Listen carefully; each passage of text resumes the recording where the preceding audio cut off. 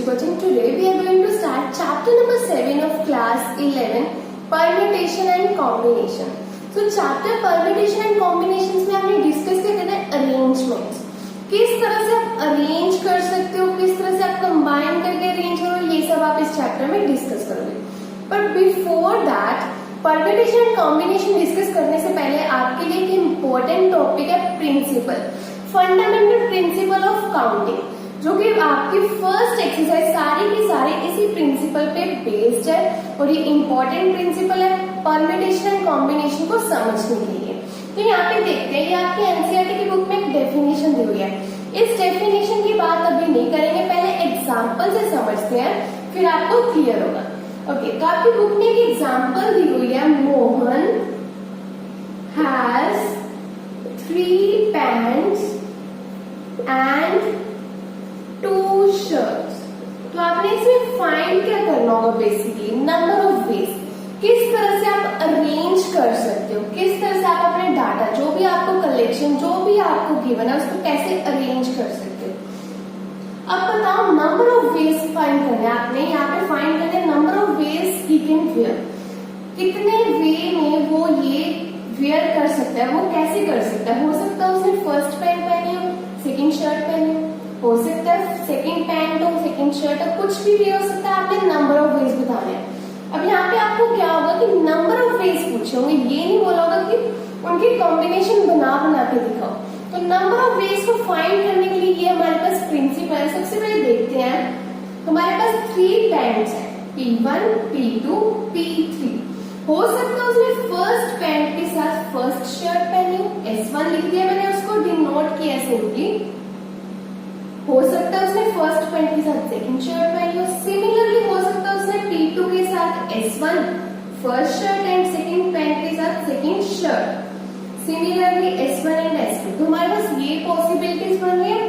तो इस केस में क्या हो रहा है, first pant and first shirt, first pant second shirt, second pant first shirt, second है यहाँ पे, third first, third second. I hope clear है, मैंने इस तरह से यहाँ पे लिखे हैं.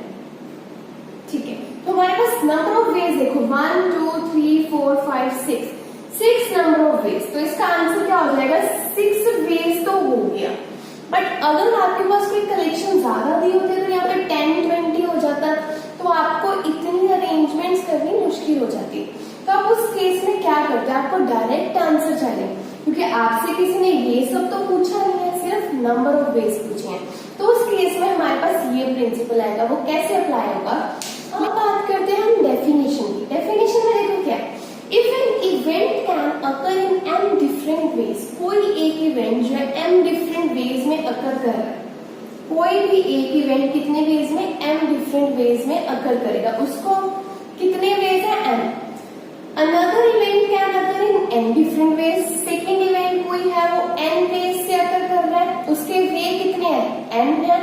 तो यहाँ पे टोटल नंबर ऑफ वेज कितने हो जाएंगे, m cross n. That's it. यही आपकी डेफिनेशन है, यही आपका फंडामेंटल प्रिंसिपल ऑफ काउंटिंग है. अगर यहाँ पे हम बात करें डायरेक्ट की, तो नंबर ऑफ वेज यहाँ पे 3 एंड यहाँ पे 2, 3 क्रॉस 2 6. That's it. अगर वही यहाँ पे अगर 3 ओके, अगर यहाँ पे 3 केसेस होते हैं, number of events can occur in n different ways and another number of ways can occur in n different ways, another event can occur in p different ways. तो total number of ways कितने हो जाते हैं, m cross n cross p. That's it. Simply क्या करना है, multiplication. यही आपका क्या है, fundamental principle of count. Question number 1 जो कि बेस्ड है फंडामेंटल प्रिंसिपल ऑफ काउंटिंग पे. तो यहाँ पे क्वेश्चन क्या है, एक्सरसाइज का फर्स्ट क्वेश्चन है आपका, how many 3 digit numbers can be form from the digit. क्या फॉर्म करना है, 3 डिजिट नंबर फॉर्म करने. मेरे पास 3 प्लेसेस है यहाँ पे, units, tens and hundreds place. Okay, तो फ्रॉम द डिजिट्स, यही डिजिट हमने यहाँ पे यूज करने हैं. वो क्या होंगे, 1 2 3 4 5, मतलब इनकी अरेंजमेंट ही तो करनी हुई हमने यहाँ पे. एज्यूमिंग दैट मेन बात क्या है, repetition of digits is allowed, आप रिपीट कर सकते हो। इन सेकेंड केस में आप रिपीट नहीं कर सकते। फर्स्ट केस से लेके चलते हैं जब हम रिपीट कर सकते हैं। लेट्स से मेरा ये क्या है, 3, हमें 3 डिजिट नंबर फॉर्म करना, तो मैंने ये 3 प्लेसेस लिख लिया आपको समझाने के लिए। मैं लाइक कर लेती हूँ कि कोई A B C मान लो इसको, ठीक है। तो ये इस C के अकर होने के चांस, C पे क्या क्या आ सकता है पहले आप ये बताओ, इनमें से कोई भी आ सकता है, 1 2 3 4 5, ठीक है, रेपिटेशन भी अलाउड है और यहाँ पे कुछ भी आ सकता है। इसके लिए चांसेस क्या है, यहाँ पे 1 2 3 4 5 कुछ भी रख सकते हैं आप। सिमिलरली अगर B की बात करो तो आप यहाँ पे आप क्या रख सकते हो, 1 2 3 4 5 कुछ भी रख सकते हो, यहाँ पे भी आप कुछ भी रख सकते हो सिमिलरली, ठीक है। आपने ये अरेंज कर लिया। उसके बाद ये कितने हैं, 5 वेज है। सिमिलरली B कितने वेज है, 5 है, A के भी 5 वेज है। तो यहाँ पे अगर हम वही प्रिंसिपल फॉलो करें तो हमारे पास क्या आएगा, नंबर ऑफ वेज क्या हो जाएंगे, 5 + 5 + 5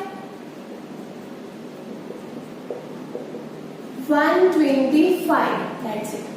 अब नेक्स्ट केस देखो, जो समझने वाली बात है, अगर रेपिटेशन अलाउड नहीं है, आप कुछ भी रिपीट नहीं कर सकते हो, तो मैं मान लेती हूँ ABC है, यहाँ पे क्या A B and C रखा हुआ है और यहाँ पे C हो क्या क्या सकता है।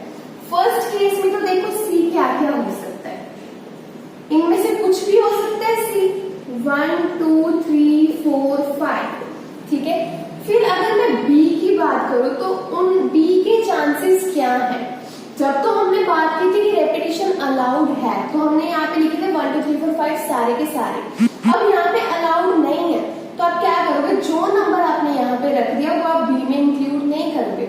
मतलब अगर C के पास 5 वेज थे, C के पास 5 डिजिट्स है जो यहाँ पे आ सकते हैं, तो B के पास कितने बचेंगे, 4 बचेंगे। जो इसमें एक ले लिया वो यहाँ पे नहीं आएगा। लेट्स से अगर यहाँ पे 5 रख दिया मैंने, इनमें से 3 रख दिया, तो यहाँ पे 3 या यहाँ पे 3 कभी नहीं आएगा। इसके पास पॉसिबिलिटीज क्या बचे, ये वाली बचेगी 1 2 4 5, ठीक है, क्योंकि रेपिटेशन अलाउड नहीं है, आपने कोई भी नंबर रिपीट नहीं करना। तो इसके पास 4 वेज हुए। एंड सिमिलरली A के पास कितने होंगे, अब 2 नंबर फिक्स हो जाएंगे, कोई भी 2 नंबर, ये नहीं मुझे पता कि मैंने 3 ही किया, कोई भी 2 नंबर। तो यहाँ पे कितने वेज बचेंगे, 3 वेज बचेंगे। ओके, प्रिंसिपल की बात कर लेते हैं तो यहाँ पे क्या बनेगा, 3 × 4 × 5 दैट इज 60, दैट्स इट। यहाँ पे क्वेश्चन नंबर 1 है। क्वेश्चन नंबर 2 देख, क्वेश्चन नंबर 2 में क्या है, how many 3 digit even number. अब यहाँ पे क्या है, इवन नंबर, पहले क्या था, number can be formed from the digits 1 2 3 4 5 6 assuming that repetition of the digits is allowed। 3 digit number form करना है, लेट्स से ABC ले लेते हैं हम, ठीक है। तो ऐसे ABC एज्यूम कर लेते हैं तो आपको एक्सप्लेनेशन लिखनी इजी रहती है। तो मैं बात करूं अगर C के लिए मेरे पास क्या बेस, अब यहाँ पे इवन नंबर की बात करें, इवन नंबर की बात करें तो लास्ट में कुछ ना कुछ इवन होना चाहिए। 3 5, यहाँ पे क्या होना चाहिए, 6, मतलब लास्ट नंबर पे रिस्ट्रिक्शन लगी, लास्ट नंबर इवन होना चाहिए। पहले वाले तो कुछ भी हो सकते हैं इवन नंबर के लिए। अब बच्चे मिस्टेक क्या करते हैं, यही पे मिस्टेक करते हैं अंडरस्टैंडिंग में, वो यहाँ पे भी 3 3 3 वेज लिखते जाते हैं। वो कैसे, देखो अब यहाँ पे पहले आप कुछ भी लिख सकते हो। अगर इवन नंबर की बात करें तो आपका थर्ड जो है वो ही इवन होना चाहिए, ये दोनों नंबर ओड भी हो सकते हैं, ये माइंड में रखो। अब C के लिए कौन कौन क्या क्या चांसेस है, क्या क्या वेज है मेरे पास। यहाँ पे इवन नंबर्स क्या है, 2 4 एंड 6, तो C कितने वेज में अगर कर सकते हैं, C में क्या क्या आ सकता है, 2 4 या 6 ओनली। यहाँ पे इवन नंबर्स की बात करूं तो 3 वेज है मेरे पास।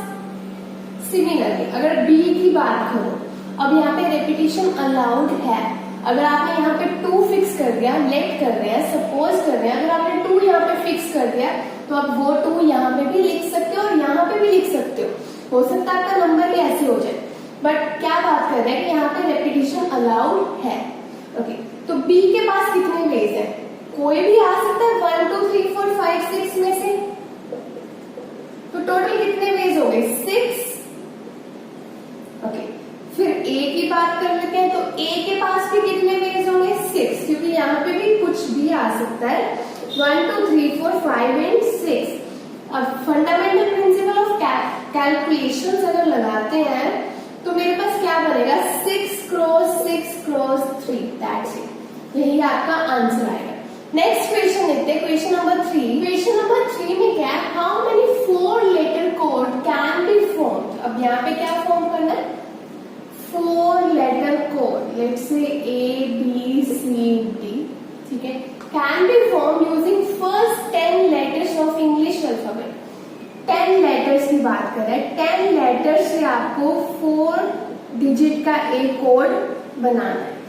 If no letter can be repeated, अब आपको माइंड में क्या कर रखना है कि रेपिटेशन अलाउड नहीं है। ओके, तो 10 लेटर से मैंने बनाना है ये एक नंबर। तो अगर ए की बात करो तो उसके पास कितने वेज है, कोई भी 10 लेटर्स में से कुछ भी यहाँ पे आ सकता है, तो इसके पास 10। ओके, रेपिटेशन अलाउड है, जो यहाँ पे फिक्स हो गया वो यहाँ पे नहीं आएगा। तो मतलब एक नंबर, तो एक अल्फाबेट जो है यहाँ पे फिक्स हो गया, ठीक है, एक लेटर यहाँ पे अगर फिक्स हो गया तो यहाँ पे कितने बचे, 9 वेज बचे। ओके, अब टोटल कितने मेरे पास फिक्स हो गए, 1 एंड 2 फिक्स हो गए, तो 10 में से 2 तो फिक्स हो गए, बाकी कितने बचे, 8। ओके, अगर यहाँ पे बात करूं फिर कितने बचे, 7। फंडामेंटल प्रिंसिपल लगाओ तो यहाँ पे आपके पास क्या आएगा, दैट्स इट, ये आपका आंसर आ जाएगा। ओके, अगर मैं बात करूं कि मैं बोलूं रेपिटेशन अलाउड है, अगर यही क्वेश्चन में आपके पास रेपिटेशन अलाउड होती तो आपका आंसर क्या बनता, 4 ABCD, लेट कर लिया, एज्यूम कर लिया, तो इसके पास कितने वेज थे, 10। सिमिलरली इसके पास भी 10। क्यों, यहाँ पे रेपिटेशन अलाउड है, अगर मैंने यहाँ पे कुछ फिक्स किया वही नंबर मैं यहाँ भी लिख सकती हूँ, यहाँ भी यहाँ भी, तो इस तरह से आपके पास ये बन जाना था आंसर, दैट्स इट। तो आपको माइंड में क्या रखना, रेपिटेशन अलाउड है या नहीं, अगर नहीं अलाउड तो एक कम होता जाएगा, अगर अलाउड है तो वही रहता है। नेक्स्ट क्वेश्चन देखते हैं, how many 5 digit telephone numbers can be constructed using the digits 0 to 9। Using this 0 to 9 form क्या करना है, 5 डिजिट का एक नंबर, 1 2 3 4 5, यूज क्या करना है, 0 to 9, मतलब 0 1 2 3 4 5 6 7, ये टोटल कितने हो गए, 10 total. Okay, if each number starts with 67, अगर हर नंबर 67 से स्टार्ट होता है मतलब इतना मेरे को फिक्स गिवन है, and number of and no digit appears more than once, इसका मतलब कोई भी डिजिट रिपीट नहीं करेगा, रेपिटेशन अलाउड नहीं है। उन्होंने डायरेक्ट नहीं बोला कि रेपिटेशन अलाउड नहीं है, क्या बोला कि कोई भी रिपीट नहीं करेगा, तो मतलब 6 और 7 तो पहले से ही है, तो ये तो पक्का नहीं आ सकते यहाँ पे, क्योंकि हमने कोई भी रिपीट नहीं करना। तो पॉसिबल वेज काउंट करते हैं, 1 2 3 4 5 6 7 8 बचे, यहाँ पे कितने नंबर आ सकते हैं, 8 नंबर आ सकते हैं, इनमें से कोई भी एक नंबर यहाँ पे आ सकता है। तो अगर रिपीट नहीं करना तो यहाँ पे भी एक नंबर फिक्स हो गया, फिर इसके पास कितने वेज बचेंगे, 7, नेक्स्ट के पास 6, दैट्स इट, ठीक है। अब आपने कैसे देखा, अगर मैं बात करूं 67 फिक्स है तो यहाँ पे टोटल 10 थे, ठीक है, टोटल नंबर 10 थे, उनमें से 2 नंबर फिक्स हो गए, बाकी के 8 चांसेस इसके पास है, 8 कम किया 7 इसके पास, 6 इसके पास। और अगर यहाँ पे फंडामेंटल प्रिंसिपल लगा लोगे तो आपका आंसर ये बनेगा, दैट्स इट। अगर मैं यहाँ पे बात करूँ कि रेपिटेशन अलाउड होती, अगर आपका क्वेश्चन कुछ ऐसे बन के आता कि रेपिटेशन अलाउड है, यहाँ पे 67 भी फिक्स्ड है एंड रेपिटेशन भी अलाउड है, तो यहाँ पे कितने वेज होते, टोटल 10, फिर ये 6 और 7 भी रिपीट कर सकते थे, 10 वेज इसके पास, 10 इसके पास, तो टोटल आंसर आपका ये बन जाता, दैट्स इट। तो आपका रेपिटेशन वाला केस भी हो गया और जिसमें नहीं नॉन रेपिटेशन वाला भी हो गया। नेक्स्ट क्वेश्चन देखते हैं, a coin is tossed 3 times and the outcomes are recorded। Coin को 3 times toss किया, 1 time 2 time then 3rd, and outcomes are recorded, how many possible outcomes are there। Okay, तो कितने आउटकम्स हो सकते हैं, आपने वही प्रिंसिपल लगाओगे, कैसे फाइंड करोगे, first coin is tossed then the possible outcomes are 2। वो कैसे? अगर एक कॉइन को टॉस किया उसके पास 2 ही भी क्या आ सकता है, या हेड या टेल, दैट्स इट। फिर when second coin is tossed when second coin is tossed then the possible outcomes are 2. Similarly, when third coin is tossed the number of possible outcomes are 2. That's it. तो अब total outcomes की अगर बात करें, possible outcomes कितने होंगे total, तो क्या करेंगे 2 क्रॉस 2 क्रॉस 2 कर दो, क्या हो जाएगा 8। That's it. नेक्स्ट क्वेश्चन देखते हैं। Last question of exercise 7.1 given 5 flags of different colors, 5 flags different colors के हमें given है। How many signals can be generated if each signal require the use of 2 flags, one below the other? मतलब तुम्हारे पास क्या है, 2 flags use करने हैं, एक ऊपर एक नीचे, one below the other, that's it। तो हम कितने सिग्नल्स ऐसे बना सकते हैं, यूज कितने फ्लैग्स? 5 कलर्स के फ्लैग्स है हमारे पास, 5 कलर्स है हमारे पास लेट्स से। तो आप किस तरह से कर सकते हो, इसमें पहले हम कलर सिलेक्ट कर लेते समझने के लिए, सिर्फ समझने के लिए लेट कर लेते। ये मेरे किस किस कलर के है, red, blue, green, yellow and pink. इस तरह के मेरे को इस कलर्स के 5 फ्लैग्स है मान, ठीक है। तो यहाँ पे मैंने एक फ्लैग ऊपर रखना है, नीचे रखना है, तो मैं लेट कर लेती हूँ। मैंने सबसे पहले यहाँ पे रेड वाला फ्लैग रख दिया, तो अगर मैंने यहाँ पे रेड रख दिया फिर यहाँ पे क्या वेज बचेंगे? अगर रेड तो रख दिया फिर बाकी के चारों में से यहाँ पे कोई भी आ सकता है ना। वही यहाँ पे मेरी चांस और भी क्या पॉसिबिलिटी है कि मैंने यहाँ पे रेड की जगह ब्लू रख दिया, फिर बाकी ब्लू को छोड़ के बाकी के चारों में से कोई भी यहाँ पे आ सकता है। मतलब इसके पास कितने वेज बनते हैं? 4। अगर फिर यहाँ पे मैं ब्लू की जगह ग्रीन रख देती हूँ, फिर ग्रीन को छोड़ के बाकी सारे यहाँ पे आ सकते हैं। तो अगर वेज की बात करूँ तो यहाँ पे तो मैं कोई भी रख सकती हूँ, फर्स्ट नंबर पे मैं कोई भी रख सकती हूँ 5 में से। फिर जो मैंने यहाँ पे रख दिया वो मैं वहां पे नहीं रखूंगी, तो इसके पास कितने वेज बचते हैं? 4 बचते हैं। यही समझने वाली बात है कि अगर मैंने यहाँ पे 5 वेज है तो यहाँ पे 4 कैसे हुए, क्योंकि मैंने एक जो फिक्स कर दिया वो फिक्स आप कोई भी कर सकते हो। अब यहाँ पे कोई भी फिक्स लेके चल सकते हो, कोई भी जो फिक्स कर दिया वो यहाँ पे नहीं आएगा। तो 5 और 4 वेज हो गए। वही फंडामेंटल प्रिंसिपल लगाएंगे तो कितने आ जाएंगे? 20। तो कितने सिग्नल्स हो सकते हैं? 20। That's it. ये आपका क्वेश्चन नंबर 6 था 7.1 का। और इसी के साथ आपकी एक्सरसाइज खत्म होते हैं। इससे नेक्स्ट वीडियो हम 7.2 से स्टार्ट करेंगे। आज के लिए इतना ही। Thank you so much.